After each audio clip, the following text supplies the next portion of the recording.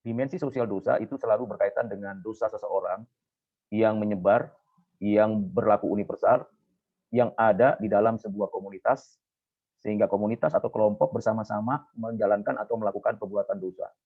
Sehingga menjadi tindakan yang masif, mengglobal, universal.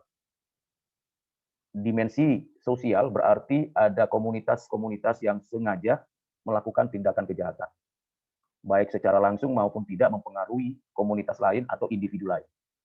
Ada keluarga-keluarga, kelompok-kelompok, atau orang-orang yang berkumpul untuk melakukan tindakan kejahatan. Dan komunitas-komunitas tersebut juga ada yang sudah diinstitusikan, dilembagakan atau melembaga. Sehingga akhirnya melalui kelembagaan yang dimiliki, baik yang formal, informal, yang legal secara hukum maupun tidak legal, melangsungkan sebuah tindakan yang tidak sesuai dengan kehendak Tuhan. Nah, ini terus berkarya pekerjaan si jahat ini di atas bumi ini.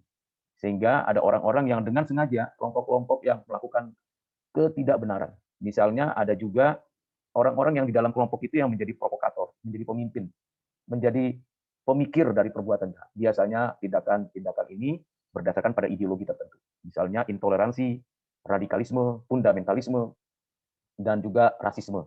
Banyak sekali kelompok-kelompok yang terbentuk oleh ketidaktakutan akan Allah dan kebencian kepada sesama manusia.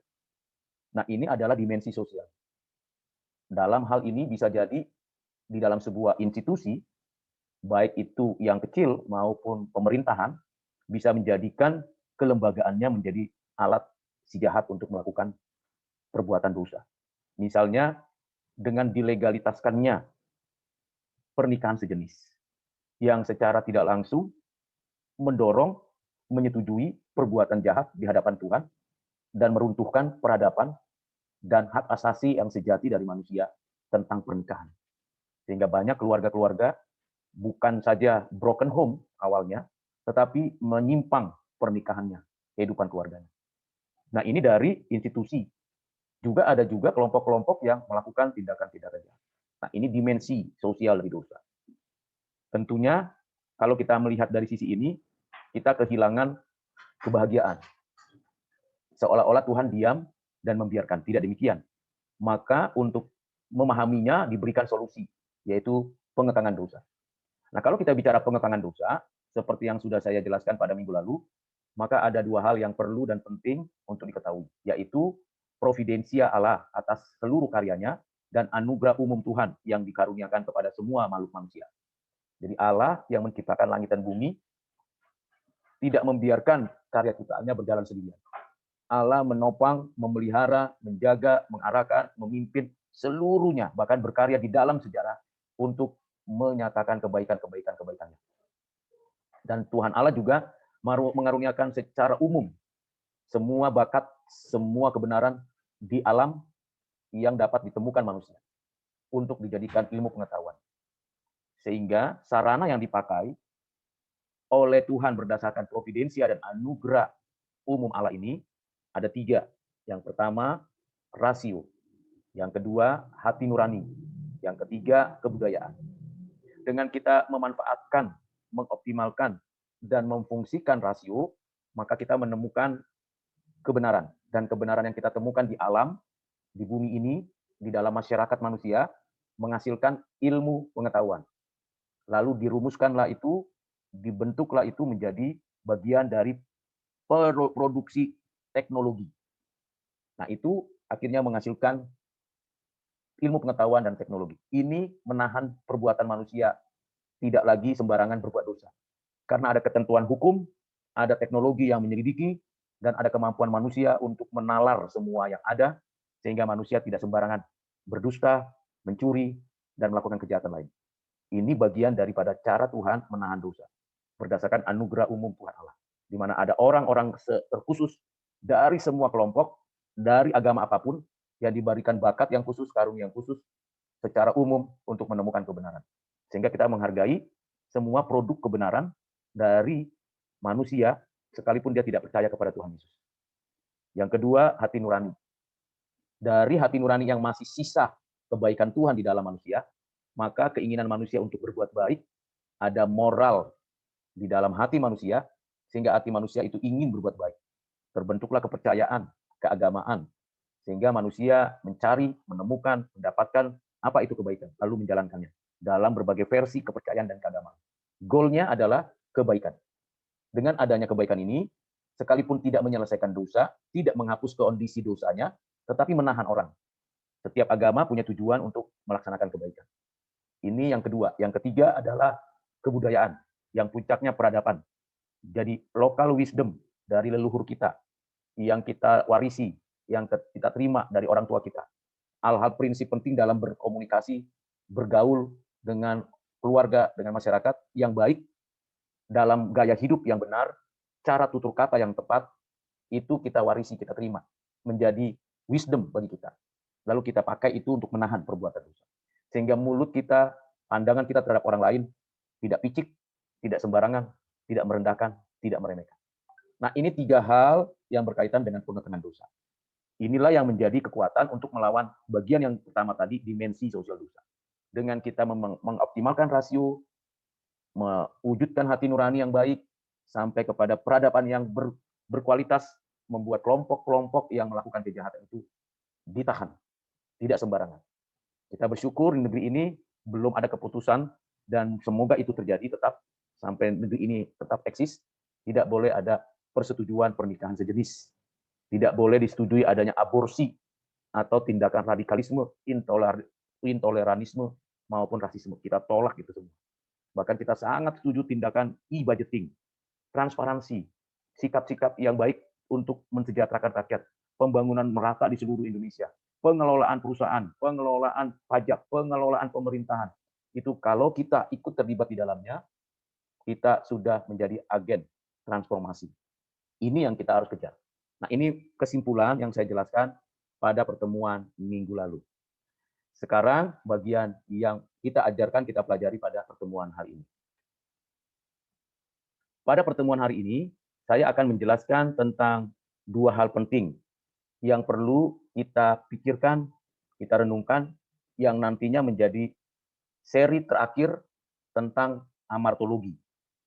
Pertama, hukuman Allah atas manusia yang berdosa. Kedua, perjanjian anugerah yang datangnya dari Allah untuk menyelamatkan umat manusia, khususnya umat pilihan, dari hukuman Tuhan Allah. Nah, saya akan menjelaskan bagian yang pertama. Bagian yang pertama yang akan saya jelaskan berkaitan dengan hukuman Allah atas manusia berdosa. Apa tujuannya? Atau apa yang akan kita pelajari ini manfaatnya bagi kita? Tujuannya atau manfaatnya bagi kita, yang pertama, dengan kita belajar ini, kita tahu bahwa Tuhan Allah sangat serius menegakkan keadilannya, menyatakan kesuciannya, dan menjelaskan kebenarannya.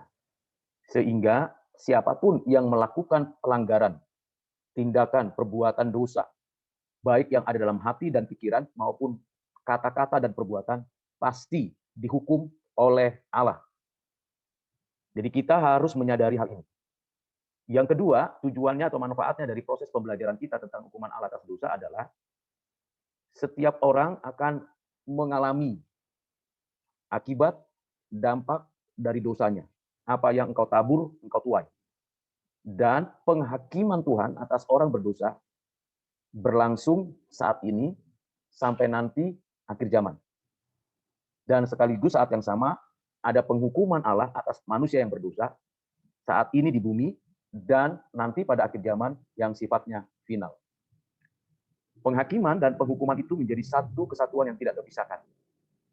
Ketika Tuhan melihat, memperhatikan sikap tindakan daripada Adam dan Hawa, bukan saja Tuhan datang mengadili langsung Adam dan Hawa, saat yang sama Tuhan memberikan solusi Injil untuk Adam dan Hawa dan keturunannya, tetapi juga saat yang sama Tuhan menjatuhkan hukuman. Ada 3 hal yang ada di dalamnya. Pertama, susah payah melahirkan bagi kaum ibu. Dan bagi kaum laki-laki, sangat susah payah untuk mencari nafkah. Mengelola bumi tidak lagi semudah yang dulu. Tapi tetap ada berkat umum yang Tuhan berikan. Yang kedua, manusia akhirnya diusir keluar dari Taman Eden. Taman sukacita, taman kebahagiaan, taman keharmonisan, taman kebaikan itu diusir keluar. Dan tanah di mana manusia mengusahakannya dikutuk. Yang ketiga, Akhirnya manusia mengalami kesulitan, penderitaan selama hidupnya, dan pada akhirnya mengalami kematian. Ini penghukuman dari Tuhan. Dan ini terjadi. Manusia begitu susah payah sampai hari ini untuk keturunan dan untuk mendapatkan kehidupan. Di tengah kesulitan itu pun Tuhan masih berbuat baik. Masih ada kemampuan yang diberikan oleh Tuhan kepada manusia supaya manusia bisa mengelola bumi, memanfaatkan lautan, daratan, bahkan daerah-daerah pegunungan tinggi. Memanfaatkan hutan, memanfaatkan sumber daya alam untuk kehidupan manusia. Tetapi karena manusia sudah rakus, sudah egois, maka ada orang-orang yang berusaha untuk mengeksplorasi sumber daya alam, sumber daya hutan sedemikian rupa, sehingga rusak. Kita bisa menyaksikan kerusakan hutan, pencemaran laut, pencemaran air di sungai, dan sebagainya. Sehingga sumber air kita berkurang, bahkan kita lihat bagaimana virus, bakteri, kuman yang tadinya bisa kita kendalikan, sekarang nampak ada di tengah-tengah kehidupan manusia. Nah, ini bagian daripada kesulitan dan penderitaan manusia. Yang kita lihat lagi, adanya penyakit yang makin lama makin bertambah. Daya tahan tubuh manusia makin rapuh. Umur manusia tidak lagi ratusan, tapi bisa dihitung puluhan saja. Kita bisa melihat, sekalipun beranak cucunya manusia semakin pesat, tetapi juga kematian semakin dekat. Ini fakta. Jadi penderitaan itu diungkapkan juga oleh manusia dengan peperangan antar suku, antar bangsa, bahkan dengan ideologinya sendiri, melakukan kolonialisasi, menjajah, menghabiskan satu bangsa, merusak. Ini bagian daripada dosa dan sekaligus Tuhan melakukan penghukuman. Manusia tidak cukup puas hanya seperti itu. Bahkan manusia ingin meninggikan diri. Ingin melakukan kejahatan. Tuhan jatuhkan air bah. Apakah manusia tetap menyadari kesalahannya? Ternyata setelah air bah, manusia masih terus berbuat dosa. Tuhan buat manusia itu tidak meninggikan diri dengan menara Babel, tidak jadi sampai ke langit. Tetap manusia mau meninggikan diri. Tuhan jatuhkan Sodom Gomora dengan api dari atas, dari langit. Habis sampai sekarang, tempat itu tidak bisa ditanami, ditumbuhkan apapun. Karena begitu hangus habis. Tapi kenyataannya sampai sekarang, orang melakukan perzinahan seksual, pernikahan sejenis, bahkan hal-hal yang jahat masih terus berlangsung. Ini membuktikan penghukuman Tuhan sepertinya diabaikan. Padahal Tuhan tidak mungkin tidak serius menghukum manusia. Penghukuman Tuhan kalau kita lihat dari perjanjian lama sampai perjanjian baru, itu terjadi juga bagi orang-orang yang percaya tetapi yang tidak taat, yang sembarangan. Misalnya ada orang yang mau memegang tabut perjanjian tanpa sengaja tapi langsung dihukum Tuhan dan mati. Misalnya dalam Kisah Para Rasul pasal 5, Ananias Safira yang dengan hatinya awalnya menjual tanah untuk pelayanan. Begitu ditanya dan dipersembahkan uang itu ternyata sebagian. Dia mendustai komitmennya ke hadapan Tuhan. Suami istri ini dihukum Tuhan langsung mati. Dan ini adalah fakta. Tuhan menjatuhkan hukuman atas Mesir dengan 10 tulah. Tetap saja orang Mesir tidak bertobat kepada Tuhan pada masa itu. Tuhan menjatuhkan hukuman kepada orang Kanaan, orang Palestina, dengan melakukan tindakan penyerangan dan peperangan. Tetap saja orang melakukan kejahatan perang. Bahkan Tuhan sudah membuang orang Israel untuk bertobat. Faktanya orang Israel sampai sekarang juga belum sepenuhnya, seutuhnya. Hanya sebagian kecil yang percaya kepada Tuhan Yesus. Penghukuman Tuhan kalau begitu dibagi atas berapa? Sepanjang sejarah manusia, dari mulai Adam sampai dengan akhir zaman, paling tidak ada beberapa penghukuman Tuhan. Yang pertama secara alamiah. Secara alamiah, yaitu kesulitan mendidik, melahirkan, membesarkan anak, keturunan. Dan kesulitan, kesusahan mendapatkan nafkah hidup. Sehingga tidak semua tanah bisa digarap, dibangun, ditanam tumbuh-tumbuhan yang bermanfaat.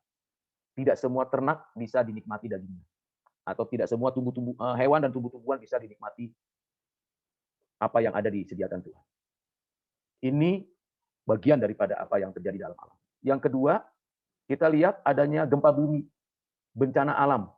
Baik yang memang karena sistem kondisi alam itu sendiri yang bergerak, secara vulkanik maupun tektonik, tetapi juga bencana-bencana banjir, yang disebabkan karena manusia merusak hutan, pencemaran air laut dan air sungai, dan akhirnya merusak air tanah, menimbulkan banyak penyakit.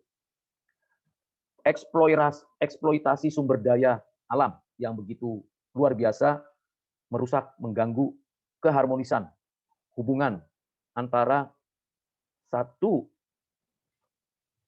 sistem kehidupan dengan sistem kehidupan yang lain. Ini yang terjadi dalam konteks penghukuman. Dan penghukuman yang paling menakutkan adalah yang bagian yang kedua, yaitu secara rohani. Penghukuman yang secara rohani ini tidak langsung dirasakan oleh setiap orang, tetapi setiap orang akan tahu ada orang-orang khusus yang memang Tuhan keraskan hatinya. Dia tidak bisa melihat kebaikan Tuhan, tidak bisa menikmati berkat Tuhan. Firaun pada zaman Musa waktu itu mengeraskan hatinya, padahal di depan matanya jelas ada kuasa Tuhan dinyatakan. Tapi dia tidak mau bertobat, tidak mau membiarkan umat Tuhan dibebaskan dari perbudakan. Padahal juga sampai akhirnya anak sulungnya juga mati, tetap dia mau kejar orang Israel untuk kembali jadi budak mereka. Ini fakta. Ada juga orang-orang yang dengan sengaja menyembah Baal dan tidak mau mendengarkan nasihat nabi-nabi Tuhan. Misalnya zaman Ahab, Raja Israel di bagian utara. Ada 400 lebih nabi Baal yang tidak mau mengakui suara Tuhan dari Nabi Elia. Dan akhirnya Tuhan jatuhkan hukuman.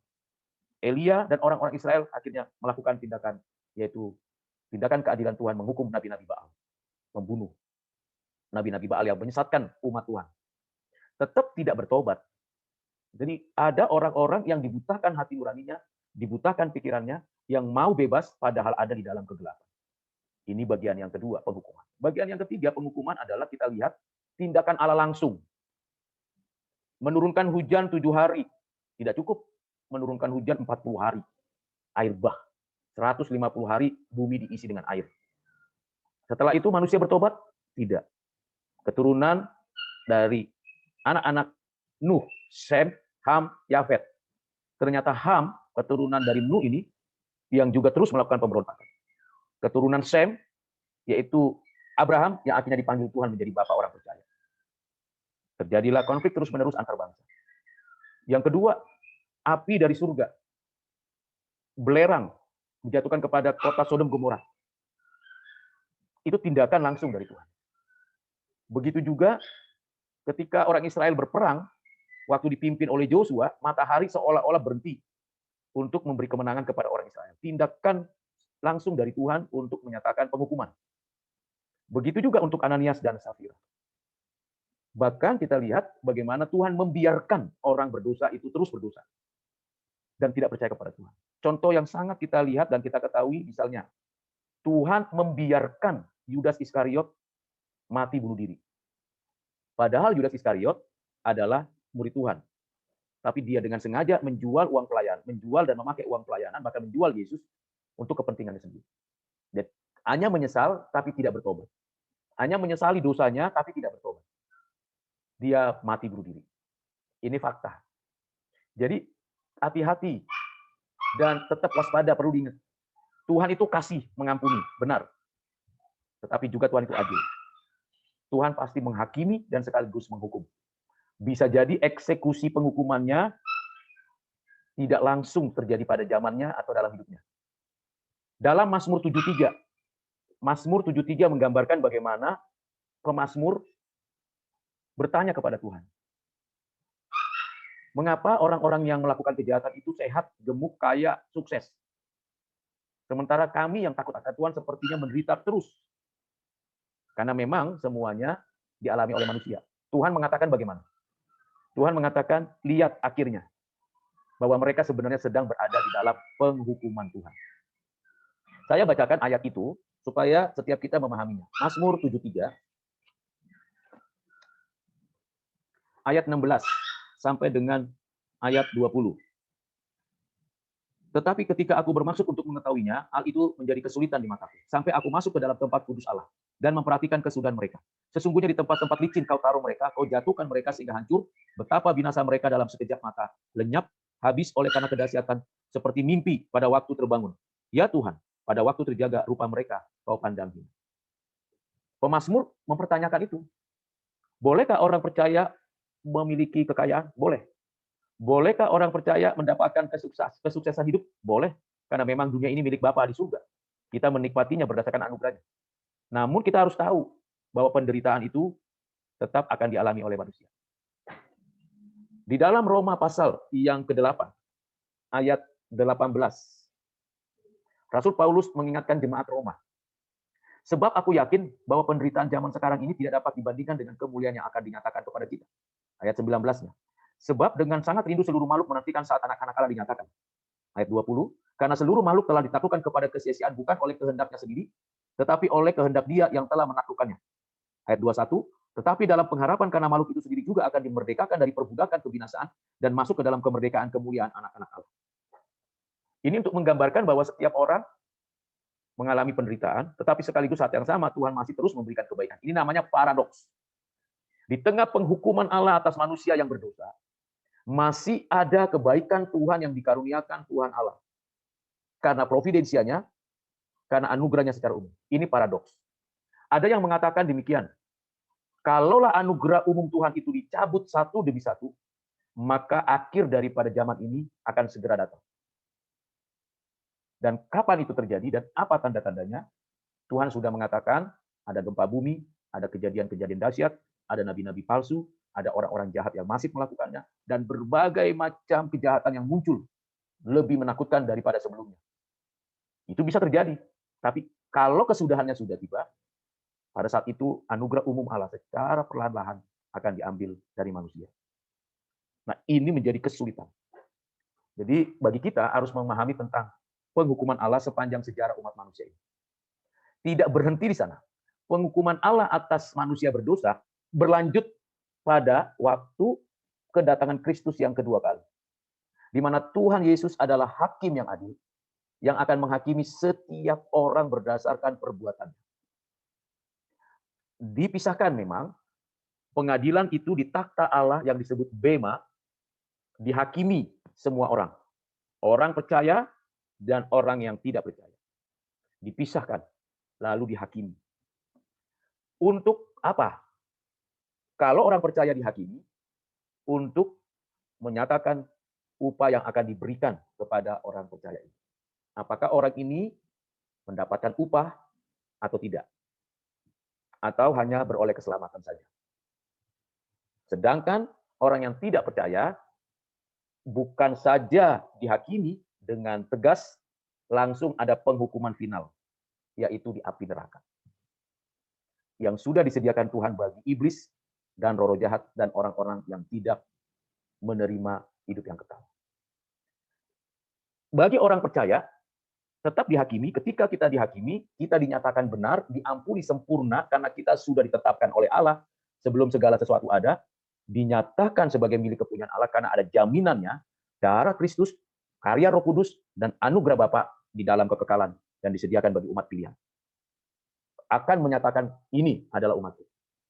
Masuklah ke apa yang sudah disediakan di langit dan bumi. Namun tetap diberikan upah atau tidak, Rasul Paulus di dalam 1 Korintus pasal 3, ayat yang ke-11 sampai dengan 15. Saya bacakan untuk kita. Karena tidak ada seorang pun yang dapat meletakkan dasar lain daripada dasar yang telah diletakkan, yaitu Yesus Kristus. Entahkah orang membangun di atas dasarnya itu dengan emas, perak, batu permata, kayu, rumput kering, jerami. Sekali kelak pekerjaan masing-masing orang akan nampak. Karena hari Tuhan akan menyatakannya, sebab ia akan nampak dengan api. Dan bagaimana pekerjaan masing-masing orang akan diuji oleh api itu.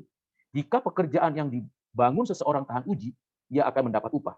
Jika pekerjaannya terbakar, ia akan menderita kerugian, tetapi ia sendiri akan diselamatkan, tetapi seperti dari dalam api. Ini jelas sekali Rasul Paulus memberikan sebuah indikasi bahwa ada penghakiman dan ada pemberian upah. Lalu diuji pekerjaan kita seumur hidup kita di bumi ini seperti apa? Perbuatan kita, pernyataan kita, kehidupan kita seperti apa? Apakah itu seperti jerami yang dibakar habis, rumput kering yang dibakar habis, kayu memang bertahan sebentar lalu habis dibakar, permata yang mungkin lebih lama lagi dibakar habis, perak atau emas. Kita mau hidup kita berkualitas. supaya kita dapat mempertanggungjawabkannya. Ini akan mendapatkan upah. Kalau misalnya pekerjaan kita seumur hidup kita, 70 tahun, 80 tahun, ternyata hanya jerami. Perbuatan baik kita hanya jerami. Kita nolong orang itu sebenarnya sikap jerami. Mau diakui, mau dihargai, mau dianggap hebat. Seperti rumput kering yang lenyap layu begitu. Maka kita nggak dapat apa-apa. Kita memang diselamatkan karena berdasarkan faktum salutis, anugerah Tuhan Allah yang ditetapkan di dalam kekekalan, di dalam Kristus. Namun, kita nggak mendapat apa-apa. Seperti yang Paulus katakan bahwa setiap orang yang percaya sama Tuhan, yang menderita di dalam nama Kristus, yang menegakkan kebenaran, keadilan, dan kesucian akan mendapatkan mahkota mulia. Dan mahkota mulia itu disiapkan oleh Tuhan untuk setiap orang yang setia sampai akhir, menjadi saksi Kristus. Nah, ini penghakiman yang untuk orang percaya. Tapi tidak ada penghukuman. Bagaimana dengan orang yang tidak percaya? Akan ada penghukuman yang disediakan Tuhan api neraka. Di dalam Matius pasal yang ke-25, Tuhan sudah memberikan kepada kita dan pembacanya waktu itu, dan pendengar pemberitaan firman waktu itu, di dalam Matius pasal 25 ayat 41. Dan ia berkata juga kepada mereka yang di sebelah kirinya, henyalah dari hadapanku, hai kamu orang-orang terkutuk, henyalah ke dalam api yang kekal, yang telah sedia untuk iblis dan malaikat-malaikat. Dan Tuhan Yesus juga menyampaikan kepada Rasul Yohanes, di dalam Wahyu pasal yang ke-20, ayat 15. Dan setiap orang yang tidak ditemukan namanya tertulis di dalam kitab kehidupan itu, ia dilemparkan ke dalam lautan api itu. Ini penghukuman Allah atas orang berdosa. Jadi, saya katakan tadi bahwa Allah itu sangat serius berkaitan dengan dosa manusia dan berlaku adil.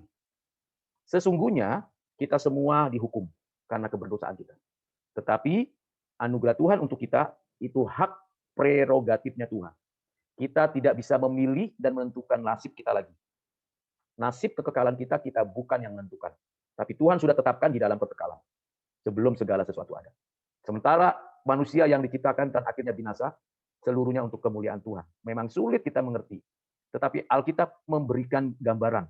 Bagaimana dari awal sampai akhir Tuhan menyediakan kebaikan, manusia dengan sengaja melakukan perlawanan. Dan Tuhan serius menghukum. Menghukum manusia. Sekarang dan nanti. Yang sekarang masih ada providensia, masih ada anugerah umum. Masih ada sisa-sisa kebaikan yang kita bisa nikmati. Tapi nanti, bagi orang yang tidak percaya, selama-lamanya. Antara sekarang dan nanti, tidak ada masa atau jeda di mana kita bisa menebus kesalahan kita. Kalau kita sudah mati hari ini, kalau kita sudah mengakhiri apa yang Tuhan sudah sediakan sekarang, kita hanya tunggu hari penghakiman. Jadi antara sekarang dan nanti tidak ada jeda. Tidak ada kemungkinan lagi pengampunan dosa, penghapus kesalahan, atau pertobatan.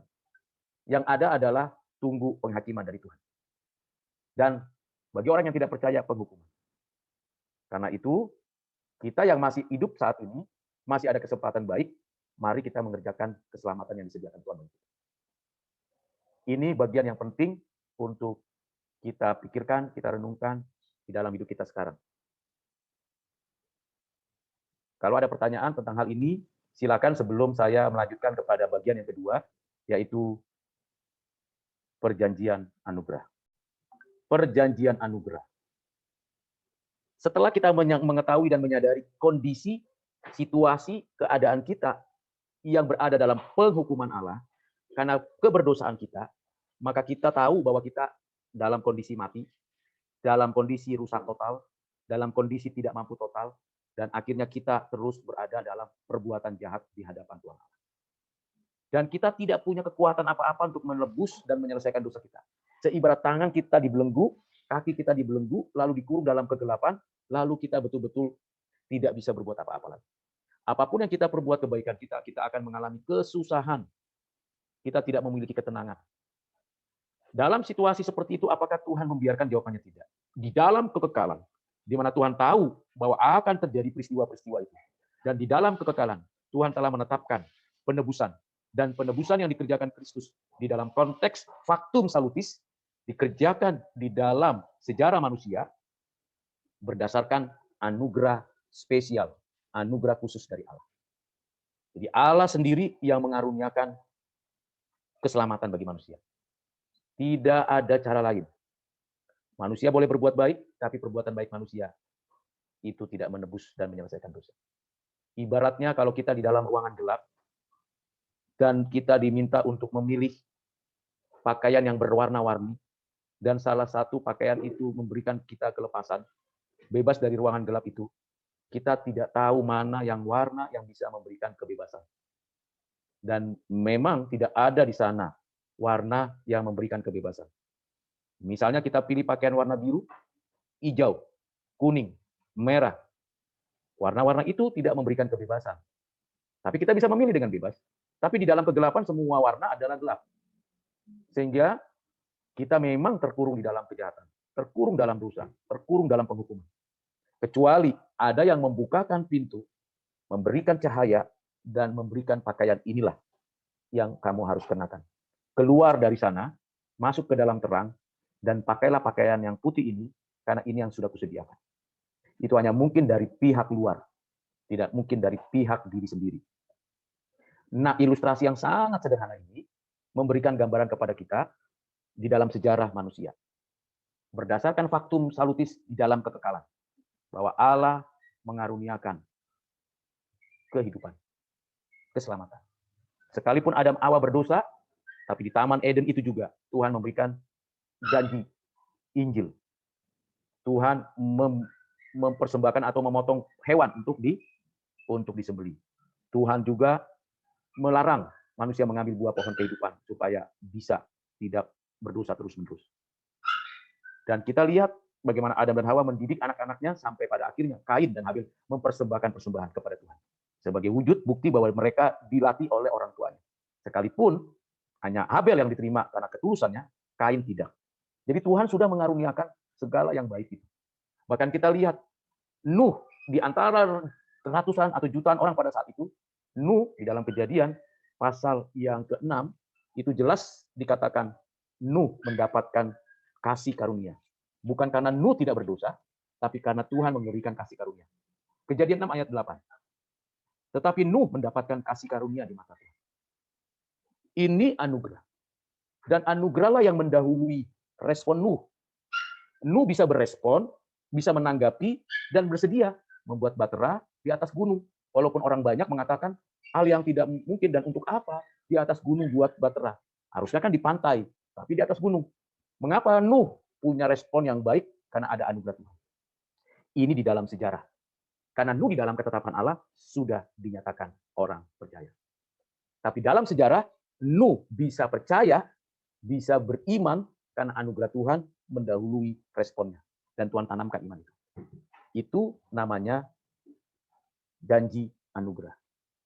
Dan Tuhan memberikan juga kepada Abraham, kepada Ishak, Yakub, kepada Musa, kepada Daud, dan kepada banyak orang lain. Namun janji anugerah yang diberikan dalam bentuk covenant, dalam bentuk perjanjian, baik kepada Nuh untuk bumi dan manusia, kepada Abraham untuk umat pilihan Tuhan, kepada Musa untuk pengaturan kehidupan melalui hukum Taurat, kepada Daud untuk menegakkan keadilan kesejahteraan, semua janji anugerah itu dikaruniakan Tuhan untuk manusia bisa menikmati keselamatan. Sehingga walaupun orang-orang perjanjian lama belum kenal Tuhan Yesus, tetapi mereka sudah terhisap dalam perjanjian anugerah. Dan finalnya pada Kristus. Dan Kristus adalah perjanjian yang baru. Perjanjian final. Karena anak Allah yang telah ditetapkan, faktum salutis yang menyelamatkan, mengeksekusi rencana Allah Bapa untuk menyelamatkan. Dan di dalam Kristuslah semua janji anugerah sepanjang sejarah berdasarkan faktum salutis digenapkan. Dan setelah selesai, Roh Kudus yang mengerjakannya bagi manusia di perjanjian lama dan perjanjian baru dan sampai akhir zaman, sehingga saya dan Anda dan kita semua percaya akan perjanjian anugerah ini untuk kita menikmati kebebasan yang sejati. Kebebasan dari apa? Pembebasan dari apa? Dari hukuman Allah atas orang berdosa. Nah, ini prinsip dasar yang saya sampaikan untuk kita mengerti tentang perjanjian anugerah. Di dalam Kristus kita menikmati keselamatan. Dia bukan saja mewakili kita, tetapi dia juga mati bagi kita, dan di dalam dia kita juga sudah dipilihnya. Sedangkan di dalam Adam yang mewakili kita, kita mati karena dosa kita mati karena di dalam keberdosaan itu dan kita tidak bisa berbuat apa-apa. Ada kematian di dalam Adam dan ada kehidupan di dalam Kristus. Dan kehidupan di dalam Kristus itu sudah ada dijelaskan dalam sejarah manusia dari mulai Adam sampai Kristus datang dan dikerjakan lagi oleh Roh Kudus sampai akhir zaman. Nah, itu namanya perjanjian anugerah. Dengan demikian kita mengakhiri seri amartologi. Dan pada pertemuan minggu depan kita akan menjelaskan siapakah Yesus Kristus. Mengapa hanya Dia? Bagaimana pekerjaannya? Apa yang menyebabkan Dia satu-satunya? Itu minggu depan dan minggu depan dan minggu depan.